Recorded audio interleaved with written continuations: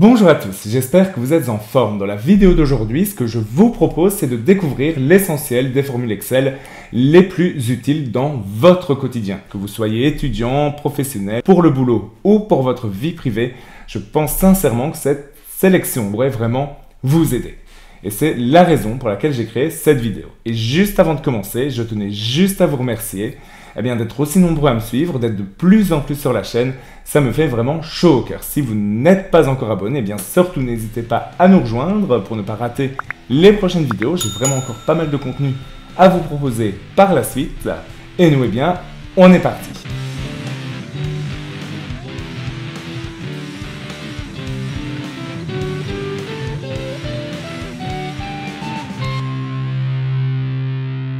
Et avant de commencer le top à proprement parler, j'aimerais faire un petit point de vocabulaire sur la différence entre les formules et les fonctions. J'ai d'ailleurs moi-même fait la faute, entre guillemets, au début de la vidéo, pour un peu toucher le plus grand nombre. Mais voilà, c'est un petit abus de langage de ma part. Donc tout simplement, les formules, sont toutes les cases qui vont commencer par un égal. Toutes les cases qui commencent par un égal, comme ici, peuvent effectuer un calcul. Donc simplement, si je fais 5 plus 5, on va se retrouver à 10. Donc ça marche aussi par exemple avec 5,9, on a 10,9 ici par exemple. Et alors du coup ça nous amène à la définition d'une fonction. La fonction c'est simplement un ensemble de calculs, d'opérations qui vont s'appliquer sur vos valeurs qui sont préenregistrées dans Excel. Et donc pour les appeler, vous tapez directement leur nom ici. Donc je vais faire par exemple la fonction arrondi. Et dans cette fonction arrondie, je vais ouvrir une parenthèse. Les fonctions ont toujours une parenthèse, même celles qui n'ont pas entre guillemets de paramètres. Et ensuite, je vais pouvoir passer les valeurs derrière. Et alors, vous le voyez ici, ça l'affiche aussi dans une petite infobulle juste là. C'est que à chaque fois, on vous précise ce qu'il faut lui passer. Donc ici, on lui passe un nombre qu'on va arrondir. Donc 5 plus 5,9 par exemple, ça nous ferait 10,9. Et ensuite, pour le deuxième argument, vous voyez ici, il y a un point-virgule. Donc voilà, on va séparer simplement ces valeurs par un point-virgule et on va lui dire le nombre de chiffres que nous désirons. Donc ici, par exemple, 0 et je vais fermer la parenthèse, valider et j'ai bien 11 comme résultat. Donc voilà, une formule, c'est tout ça, c'est ce qui commence par égal, c'est le contenu d'une cellule qui est au final calculée. Et une fonction correspond à des opérations, à des choses qu'on va faire sur une valeur et est utilisée à l'intérieur d'une formule. Et donc on est parti pour les formules. Et les premières que nous allons voir, ce sont les fonctions mathématiques. Celles qui vont nous permettre de faire des petits calculs sur nos cellules. La première d'entre elles, que vous connaissez peut-être déjà, c'est la fonction somme. Donc cette fonction, elle nous permet de prendre une plage de caractères en paramètres et d'en retourner simplement la somme. Donc voilà, par exemple ici, je vais cliquer et maintenir pour sélectionner. Et vous voyez que ça m'a sélectionné une plage, la plage étant symbolisée par ces deux points entre deux références de cellules. C'est quelque chose que j'aurais pu aussi très bien pu taper à la main. Donc ici par exemple, c'est deux points, c'est 10, voilà. Je peux le faire à la main également et je peux fermer la parenthèse et valider pour avoir la somme qui apparaît ici. Donc, si on a une fonction somme, on a également une fonction produit qui va fonctionner à peu près de la même façon et qui va simplement multiplier tous les nombres entre eux. Donc si je mets ici la fonction produit et je valide, et on voit bien qu'on a une multiplication de toutes ces cellules. Ça peut vous permettre de ne pas à chaque fois tout retaper à la main de cette façon-ci. Dans les fonctions mathématiques assez utiles au quotidien, on a également la fonction moyenne. Voilà ici une fonction qui fonctionne encore une fois de la même façon avec une plage que je passe en paramètres. Et je valide pour avoir ici la moyenne de mes nombres. Donc on voit bien ici que ça fonctionne très très bien.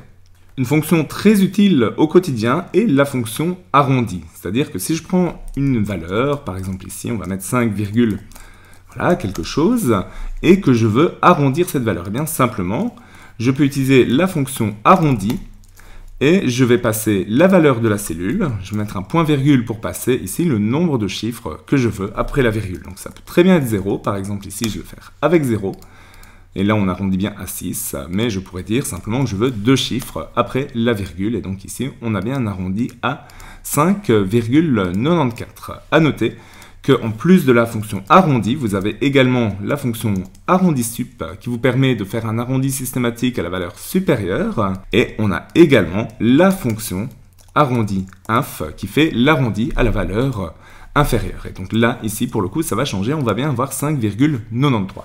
Autre fonction utile, quand on a besoin de savoir la valeur minimale dans une plage de données, c'est la fonction min. Donc cette fonction, bien voilà, on va simplement faire égal min, on va ouvrir la parenthèse, et de la même façon, on va lui passer une plage de valeurs, et elle va nous en retourner la valeur minimale. Donc voilà, ici, 1 par exemple. Donc voilà, si j'avais mis ici par exemple 0, hop, on aurait eu 0 qui nous aurait été retourné par la fonction. Dans le même principe, j'ai également la formule max qui va me donner la valeur maximale comprise dans la plage de cellules. Ici, 9 par exemple. Enfin, j'ai des petites fonctions mathématiques qui me permettent par exemple de retourner un nombre aléatoire. Et par exemple, j'ai la fonction aléa. Cette fonction, voilà, ici, je vais l'utiliser et elle va me retourner à chaque fois un nombre aléatoire compris entre 0 et 1.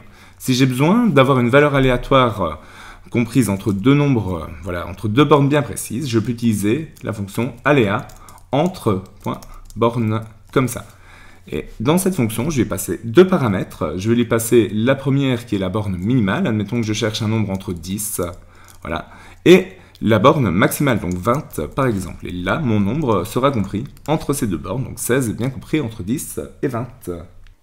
Attaquons-nous maintenant aux fonctions qui nous permettent de compter. Et celles-là, il y en a pas mal. On va commencer ici avec la plus simple, qui est la fonction NB. Cette fonction NB, elle va aussi prendre une plage de caractères. Voilà, on va terminer cette plage.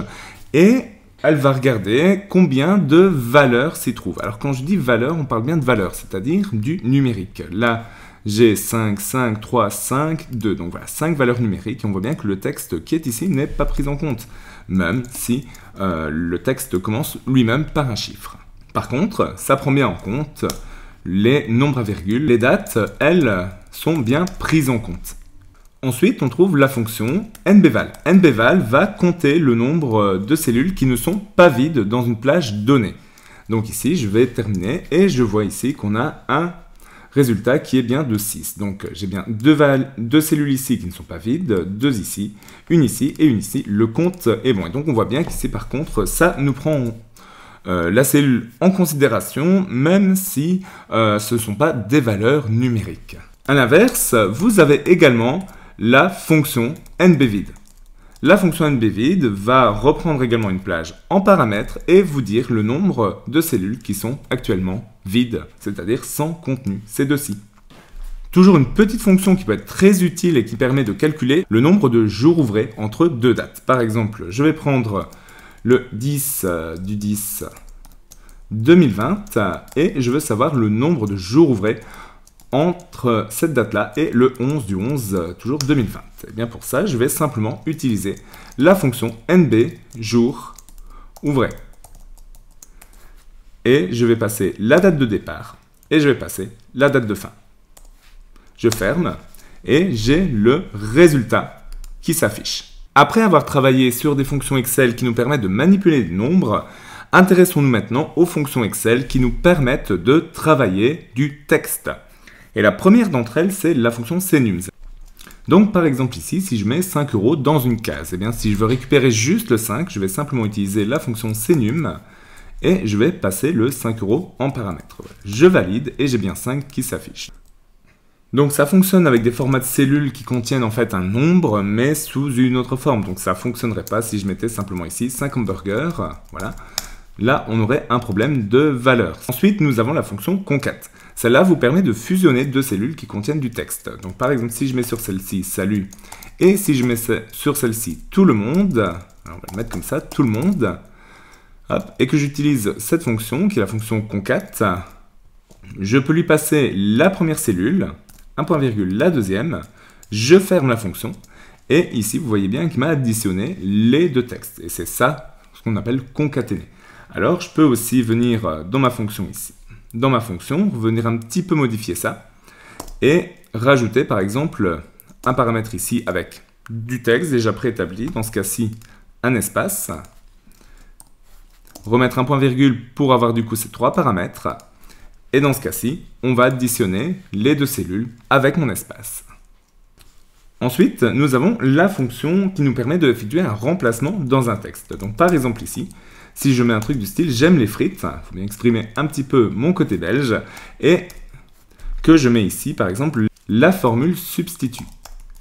Eh bien, je vais lui passer ma chaîne de caractères ici, donc je vais passer ma cellule qui contient mon texte, et ensuite je vais lui passer un nouveau texte. Donc par exemple, je vais faire une recherche sur frites, et je vais les changer par hamburger. Tout simplement. Et je vais fermer la parenthèse, je valide, et ici on voit bien que mon nouveau texte, on a bien un remplacement qui a été fait. Alors attention, utilisez quand même substitut prudemment, parce que si je passe par exemple juste un E, et que là je passe un A par exemple, il va me le changer vraiment partout. Donc voilà, je valide. J'ama les fritas. Ça fait un petit peu espagnol du coup. Enfin, une petite fonction bien pratique, si vous avez l'habitude d'utiliser par exemple des chiffres romains, c'est la fonction romain. J'ouvre simplement cette parenthèse, je lui passe un chiffre, par exemple 100, je ferme la parenthèse et ça me le convertit en écriture romaine. Ensuite, quelques fonctions sur les dates. Quelques fonctions ici sont bien pratiques à utiliser au quotidien. Et en parlant d'au quotidien, vous avez la fonction aujourd'hui qui est disponible. Cette fonction, elle ne prend pas de paramètres, on la valide et elle nous donne la date du jour. Ouais, en parlant de jour, si j'ai juste besoin d'extraire le jour d'une date, je peux utiliser la fonction jour et lui passer une date en paramètres en validant. Et ici, on voit bien qu'on a sorti le 27 de ma date. Et je dispose également des mêmes fonctions pour le mois, voilà, égal mois, et pour l'année. Donc voilà, si je tape année comme ça, je valide et je dispose bien de la même date ici. Et à chaque fois, j'ai été extraire l'information qui m'intéressait. J'ai également une petite variante qui est la fonction jour-semaine qui va me permettre de venir chercher le jour de la semaine. Donc ici, le 27 du 10, on est le 3e jour de la semaine. Donc attention, Excel par défaut va utiliser le dimanche comme premier jour de la semaine. Et donc on a dimanche, lundi, mardi. Si je veux modifier ce comportement, je peux ajouter un point-virgule et choisir une des options qui sont ici. Donc chaque option est numérotée et me permet d'avoir un comportement bien précis.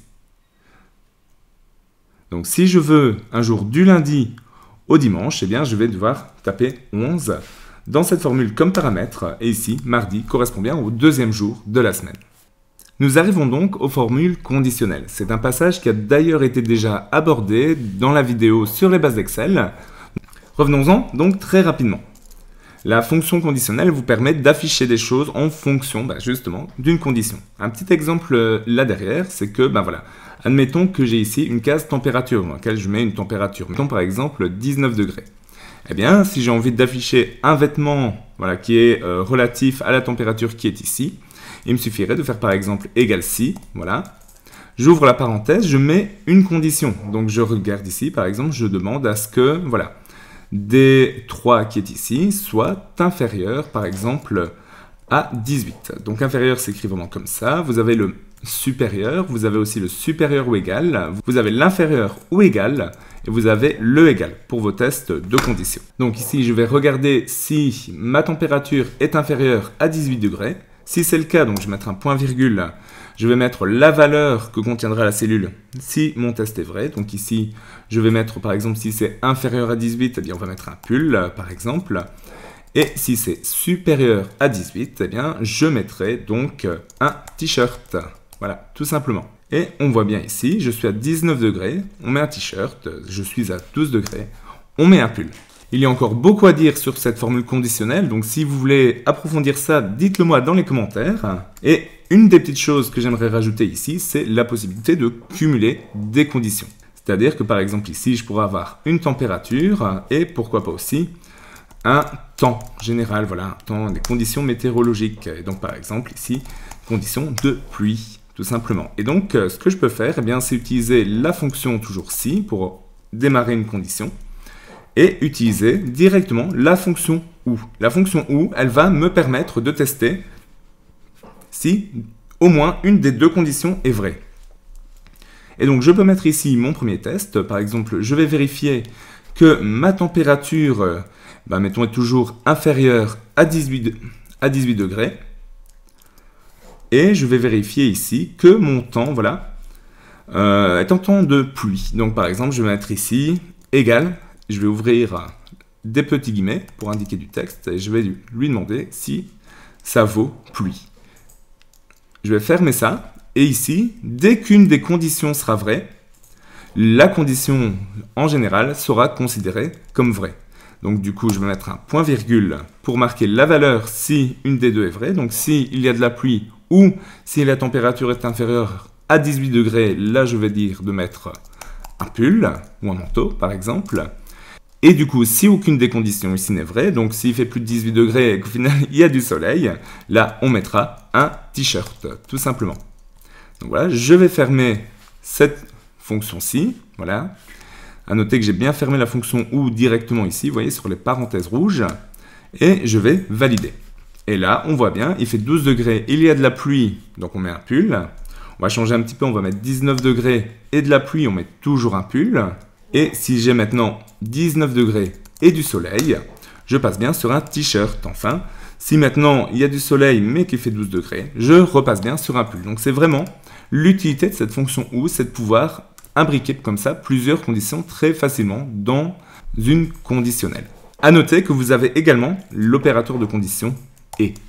Voilà, tout simplement. Lui vérifiera que toutes les conditions passées ici entre ces parenthèses sont vraies. Donc à noter que là j'ai utilisé deux conditions, mais je pourrais en ajouter plusieurs en les séparant par des points-virgules. Je peux en ajouter en fait autant que je veux, tant que je reste dans cette parenthèse-là. Et alors la fonction et, ici, vérifie que toutes les conditions qui sont ici soient vraies pour effectuer le test. Donc là, cette fonction va vérifier en même temps que la température soit inférieure à 18 et que le temps soit en temps de pluie pour proposer un pull. Sinon, si une des deux conditions-là n'est pas respectée, elle proposera un t-shirt. Toujours dans les conditionnels à présent, vous vous souvenez des fonctions NB qui nous permettaient de compter nos éléments. Eh bien, on en a une qui fonctionne sous forme conditionnelle également. C'est la fonction NBC. La fonction NBC va regarder le nombre de cellules dans une plage qui correspondent à une condition bien précise. Donc d'abord, on lui passe la plage et ensuite, on lui passe la condition. Donc ici, on pourrait lui dire simplement le nombre de cellules supérieur à 3. Voilà, tout simplement. Et il nous dit bien qu'il y a bien 3 cellules dans la plage qui sont supérieures à 3. Donc ici, par exemple, si je la place à 2, on diminue le compteur. Enfin, avant de terminer le petit chapitre sur les conditionnels, je voudrais aussi vous présenter la fonction SUMC. Admettons que j'ai ici une petite recette d'un restaurant. Donc par exemple, on a vendu à la table 1 10 000 euros. Non, pardon, c'est un petit peu trop. On a vendu à la table 1 pour 60 euros. On a vendu à la table 2 pour 30 euros. Et on a vendu à la table 3 pour 40 euros. Admettons que je souhaite faire par exemple une addition de tous les montants supérieurs, par exemple à 35 euros. Et bien pour ça, je peux utiliser la fonction SUMC. Donc avec sum.si, je peux ouvrir la parenthèse, dire ma plage dans laquelle je souhaite faire l'addition, comme d'habitude, passer un deuxième paramètre ensuite qui sera un critère contenu entre guillemets pour ma condition. Donc je pourrais lui dire que voilà, ce que je prends doit être supérieur par exemple à 35. Voilà, hop, je ferme la parenthèse, je valide, et on voit bien ici que ça m'a additionné le montant de la table 1 et le montant de la table 3. Donc maintenant, si j'avais changé la condition et que je disais 45, il va m'additionner seulement les montants de la table 1 parce que c'est le seul montant supérieur à 40. Enfin, nous allons terminer avec les fonctions de recherche. Ces fonctions vous permettent à chaque fois de rechercher si une valeur est disponible dans un listing de données et parfois aussi de retourner une valeur correspondante. Alors le premier élément que je voudrais vous montrer, c'est la fonction equiv. Alors la fonction equiv, simplement, elle va aller rechercher voilà, une valeur dans une plage de recherche. Donc par exemple, si j'essaye de regarder ici où se trouve le numéro 5 par exemple dans ma liste, eh bien simplement je vais taper 5, c'est la valeur qu'on recherche, donc les 5 ventes de sandwich, et je vais ensuite passer ma plage de recherche. Je vais ensuite terminer la parenthèse, je valide et je vois bien que on est bien à la 3e place. 1, 2, 3, on est bon. C'est l'utilité de cette fonction. Et une deuxième fonction voilà, qui est assez utilisée dans les fonctions de recherche, c'est la fonction recherche V. Alors on en fait toute une histoire, mais le fonctionnement n'est pas tellement compliqué.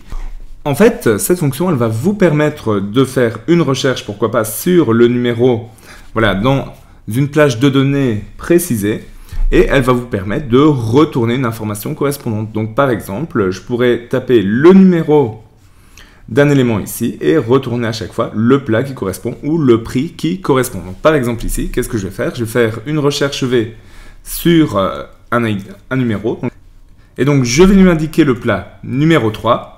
Je mets un point virgule pour passer le prochain argument, qui sera le tableau dans lequel je vais faire ma recherche. Donc, ce sont toutes mes données qui sont ici. À noter que la colonne dans laquelle vous allez effectuer la recherche, donc par exemple ici, pour le numéro, doit être la première colonne de la sélection. Et je vais dire, quand tu as trouvé, donc lui va trouver le numéro 3 ici, donne-moi telle colonne. D'accord? Donc ici, on va vouloir le plat, par exemple, et simplement, on va référencer la colonne par son numéro d'ordre dans ma sélection. Donc la première colonne aura le numéro 1, la deuxième le numéro 2, la troisième le 3, et ainsi de suite. Qu'importe où vous commencez votre sélection. C'est toujours la sélection dans ce cadre bleu qui va compter à cette hauteur-ci. Donc nous, on recherche le plat, donc c'est la colonne numéro 2 dans ma sélection, là c'est première, deuxième. Je vais l'indiquer, et je vais appuyer sur Enter. Et là on voit qu'il m'a bien trouvé le numéro 3, et que le numéro 3 c'est bien le sandwich. À l'inverse, maintenant, si je fais une recherche et que je lui passe le numéro 5, voilà ici, numéro 5, il va me trouver ma salade de fruits. Donc voilà, ça c'est bien l'idée. Maintenant, si je voulais trouver le prix en vis-à-vis, donc plutôt que de faire une recherche sur la deuxième colonne, j'irai chercher sur la quatrième colonne qui contient le prix. Voilà, et donc là, j'ai bien le bon prix pour ma salade de fruits. Enfin, je voulais aussi vous présenter la fonction qui est quasi similaire et qui s'appelle recherche H. Recherche H va fonctionner de la même façon, mais pour les tableaux qui présenteront leurs informations dans un ordre différent. Ici, vous voyez que plutôt que mettre une colonne pour numéro, une colonne pour plat, une colonne pour nombre de ventes ou pour prix, ici, j'ai mis plutôt une ligne qui présente les numéros, une ligne qui présente les plats, une ligne qui présente le nombre de ventes et une ligne qui présente les prix. Ce qui fait que si je veux faire plus ou moins la même recherche, par exemple chercher le plat qui porte le numéro 3, eh bien je vais lui passer le numéro que je cherche, le numéro 3.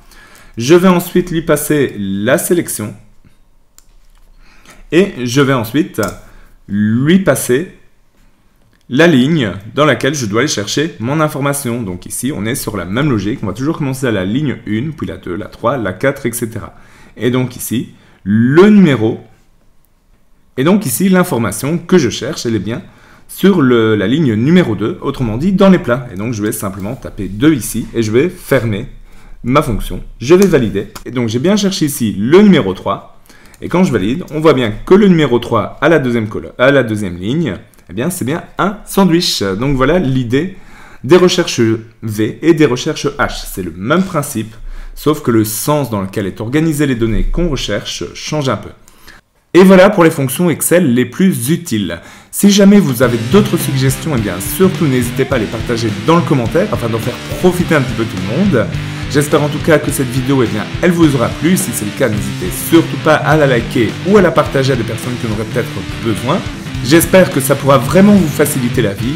Moi en tout cas, je vous dis à bientôt. Je suis très content d'avoir partagé ça avec vous. À bientôt.